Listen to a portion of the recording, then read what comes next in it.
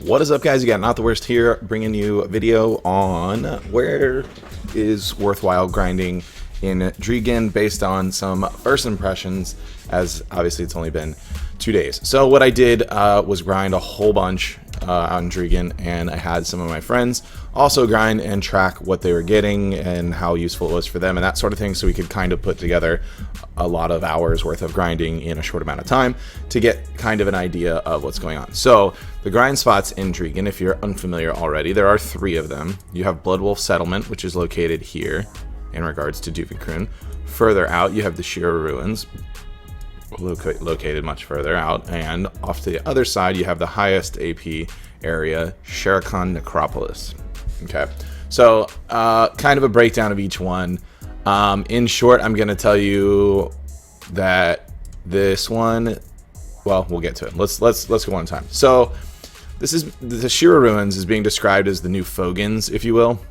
This area, the density is not quite as good as Fogans there, but I mean, it's pretty close, to be honest. The thing is, there's no scrolls that drop in Drieghan at all, and that's kind of noticeable across the board. Items that do exist that drop throughout Drieghan, Garmoth's Scale. I meant to be a storage keeper specifically with this character for that, but yeah, the Garmoth Scale drops pretty frequently. It's worth 1 mil or 1.1 mil, something like that. And that can drop anywhere in Drieghan, so obviously high mob density means more chance for that to drop. There's a little right there. It looks like this guy right here. So these come around quite a bit. This item drops anywhere, period, just anywhere now. And then my favorite personal place. Okay, well, let me touch on that. So Shira Ruins, I wouldn't call it the new Fogans. It is insanely contested right now. Now, when I say contested, people aren't actually flagging up and fighting each other there right now, because 1, people are doing quests, 2, people are trying to get a feel for that area in general, and 3, there are so many people in the area right now that if you flag up, you're just going to get annihilated by 14 other people that are also there. So it's kind of a pain to deal with. I pushed through it to do it. Why would you want to grind there? Well, like most places in Drieghan, it has the ability to drop some of the new combined magic crystals, so there's that, and then it has the, I guess, new, if you will, ring of the Crescent ring. It's literally a Crescent ring with an additional HP added to it. You get 100 HP on this ring as well. So that's why. So you can see it sells for 75 mil. They do get listed pretty much. I grinded myself here. I grinded, and I only have like level 2 node on it. I think I did about 4 hours myself here. I got 1 ring in those 4 hours, which is about right for any drop, like a Bazzi belt or Crescent ring. Actually, I think Crescent rings do drop a little bit higher than that. And collectively, there was 32 hours grinded, well, that were logged between everyone for that, and in the 32 hours it was 12 rings. Not super impressive. Do keep in mind, nobody had level 10 nodes or anything like that for this, and this is just to kind of give you a baseline. It's not like you can take, 32 hours worth of a grind in an area and say, oh, this is exactly how it's going to be. Like, no, you need thousands of hours to be able to actually work out like a decent percentage, but that kind of gives you an idea. So your money per hour, the trash loot there isn't terrible. You have good mob density. The trash is like 1200. It's not bad. The mobs will die very quickly. You can see it only requires 140 AP for that area. The thing is, it being so new right now, it's not super great to grind. This is probably going to be the most popular grind spot out of Drieghan, I think. It's not going to be my favorite, and I'm going to tell you why in just a minute. But the thing with this area is you either get the ring or you don't. Like, if you get the ring, you're set, but it's just like farming anywhere else. You can go farm your eyes out at Crescents, right? And sometimes Crescents is great and you get 3 rings in an hour and you feel amazing about yourself. And then other times you grind for 8 hours and you get no rings and you're like, oh, cool, good old Crescents. The saving grace there is you do get scrolls, and then in this area, you can just get not anything else. The crystals are about all else that you're going to get. Now, my particular favorite space in Drieghan is the Bloodwolf Settlement, which is right here. Reason for that, the Garmoth Scale drops there, but what also drops, which is just kind of an added bonus, the Blackstone drop rate in Shira Ruins is non-existent. At Bloodwolf Settlement, also pretty much non-existent. Sherakan Necropolis, it does drop a little bit better there for Blackstones, but to make up for that, what the Red Wolf Settlement has that the others don't is this bad boy right here, the Dragon Scale Fossil. So this item can be exchanged for 30 Advice of Valks. When you have 30 of them, you can exchange it for 1 level 20 Advice of Valks, which kind of takes the place of a whole lot of armor stones when you think about it. The thing is, it takes a lot to get them. So there's 7 in the warehouse, and then I think my main character has maybe like 30 to turn in or something like that, and that's it. They don't drop super frequently, but it's a little bit of bonus. Why do I like this area? This, in my opinion, keep in mind all 3 of these areas have Marnie stones. It's not as contested, but when you're grinding this one for several hours, you feel a bit more rewarded in the sense that there are more drops, right? You're not, it's if you've grinded Crescents, you know what Sheer Ruins is going to feel like. That really great feeling when you get a ring drop, and a really terrible feeling when you spend all week there and you're just not getting paid for it. The Bloodwolf Settlement gives you a little more consistency to it. It does give you, you know, other items throughout. Let me pull up the item drop so we can look at what's there. The dragon scales are just like kind of nice. It makes you feel like you're essentially getting black stones to go along with it. Now, well, I want to talk about that ring too. So it can drop these 2 the combined magic crystals. I never got one. I didn't get a single one of these things. Actually, these are the ones to make the new Valor armor crystals. I never got one of them. Khafre Stones drop pretty good amount in Drieghan, just in general, at any spot you're at. The Khafre seems to have a higher drop rate.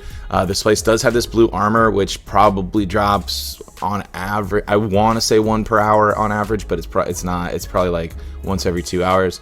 Now, this is the hot item here, and I kind of knew this coming into it. This thing drops, you're like, oh sweet, 17 mil, it's like a Seraph's drop. First of all, it drops about as frequently as a Seraph's does at Nagas, so keep that in mind to go with it. But secondly, looking at this ring already, when I saw it, I was like, oh man, you know what that ring's actually gonna do?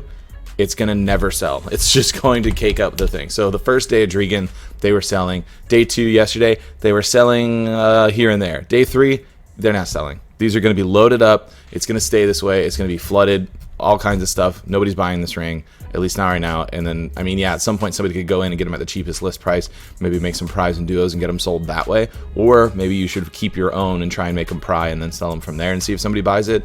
Because as it sits, nobody's buying these things, which you could just tell. You could tell with a new Crescent ring available, and other people, everybody's farming in Drieghan right now. Everybody's farming in Drieghan right now. You kind of saw this coming. So I really do like this place more for experience. It's semi-rewarding in the drops that you get, but the mob density is impeccable. I really love the mob density. It's kind of like a tankier Nagas is really what it feels like, with a little bit more consistency in drops than Nagas has, because Nagas just like Blackstones. You will not get a lot of Blackstones farming this area at all, I promise you will not. But you will get those dragon scales, and the Garmoth scales drop anywhere too. So yeah, dragon scales will happen. Okay, Shere Khan. This guy is hot topic. It does have the ability to drop the blue armor as well. It also has this belt, okay, which is what everyone's talking about. Here's the problem with this area in general. So during the daytime, you can get the pieces that create the belt, and then at nighttime, you have to touch these tombstones that cost 10 energy. And then it spawns a dude that's like much stronger than the dudes that you fight there. So the dudes in general, you can see it says recommended AP 210. They're pretty tanky. It's a very similar feeling to Basilisk Den. Very similar, both in the length of time it takes you to kill the mobs because of how tough they are. They don't really deal any damage, similar to Bazzy. But also because the way they're spread out, the density is not great. It's slightly better density than Bazzy, but it's like groups of 5 or 6, and they're like further spread from each other. So you have to kind of jump between them. Obviously, Bazzy's got like all these wandering snakes, so that one's a little worse for it. But if you grind here, it's going to feel like Basilisk Den. The belt can just straight up drop itself at the nighttime from the tombstone, and because you have to use 10 energy to do it, it can be kind of annoying. You can run into circumstances where you're like, all right, well, let me just switch to another character when it's not nighttime.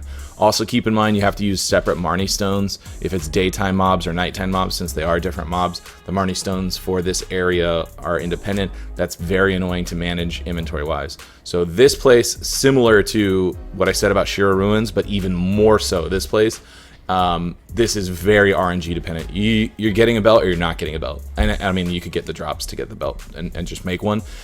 But yeah, expect to spend hours and hours and hours praying to get a belt. You will get some blue stuff. The drop rate for the blue stuff here is definitely, here I will say it's 1 per hour, unlike the wolf was probably an hour and a half to 2 hours for one. These do seem to drop a little more frequently, which makes sense. You got heavier mobs that kind of hit you a little bit harder. So that makes that. So overall, between the three, I'm going to tell you, I'm not really going to grind these areas much other than with the newness factor going on. I'll stick to what I've been doing. Centaurs is still great. Khafre for Blackstones right now, since the event's kind of killing those. You can run around with Crescents. Like, all the old grind spots are still great. Obviously, if you can do Hystria, you're just going to do Hystria and be done with that. I do like, personally, the Blood Wolf Den. I might like Shira Runes better when the dust kind of settles, and I might give that a fair shake, you know, in the next couple of weeks once it's not so heavily contested, but right now it's definitely a waste. You can get to Blood Wolf Settlement. There's going to be a couple other people, but there's so many mobs and so many decent rotations. You can easily have, you know, 4-ish people can all be in the same area, and you guys won't even overlap with each other, and you can kill the mobs. There's a cool sequence there too, where if you get 10 prisoner wolves, there's these little like prisoner towers, and if you get 10 prisoner wolves that follow you around, at that point you get this guard that will come out, and then he just like does, it's like a little event. He just spawns a bunch of mobs, and then once you kill all the mobs, you can actually kill him. He has a really high drop rate for Khafre Stones. In fact, it might be a 100% Khafre Stone from him. I don't recall specifically. I think it's very, very, very high, similar to getting the magic dust from like Kadri elites or Gaha's elites. Similar to that, except it just gives you the flat out Khafre Stone straight up for it. And yeah, so that is it. That's my experience with what I've been doing grinding in Drieghan. Let me know how you guys are doing and what you've been thinking about. My initial take on it was the drop rate doesn't feel right. It feels low. I still stick by that. This doesn't feel as lucrative as it should be, and I'm telling you, it hurts that there's no scroll dropping. That the fact that there's no memory fragment scroll thing that's kind of an added bonus to whatever your area you're grinding anywhere. You definitely feel that as it starts to go forward. For sure. But let me know. I want to know what you guys think. Let me know in the comments what you were grinding, what you're experiencing and stuff. You think it's slow? Does it need a buff? Do certain areas need a buff? Do the mobs need to be buffed or lowered to then attribute? I think maybe the trash loot needs to be adjusted, because the trash loot rate is really bad at Blood Wolf. So maybe that's something that needs to happen. But anyhow, those are my first impressions in grinding. Obviously, we'll continue to put some more data together as it's been out longer, and as people get a little more spread out, and you're not fighting for grind spots each time. But yeah, that's gonna be it for this video. Be sure to like if you enjoyed this video. Let me know what you thought about it in the comments, and subscribe to the channel if you haven't already. You got to hit the bell thing to actually get notifications for when the videos go live, so make sure you click on that so that you're getting the notifications for them. And yeah, aside from that, our enhancing stream is going to be tomorrow night, Saturday night, instead of Sunday this week. And that's because the only time I can do the new world boss, Garmoth, is on Sundays, since he's 1:15 a.m. on Tuesdays and Thursdays for me, which is impossible for me to do. So I want to do Sundays, which means I can't do my drunk enhancing streams on Sundays. So we're going to do them Saturdays now. So watch that for that tomorrow. If you haven't already, the link to my Twitch channel is in the description, so you can head over there, follow, so that you know when I go live. Expect 6 p.m. Eastern time-ish tomorrow, give or take a little. 6 to 7 p.m. we'll be going live, and then we'll just run it late into the night or early if you're in the EU. Anyways, that's it, guys. Thanks for watching. Hope you enjoyed, and I'll see you next time.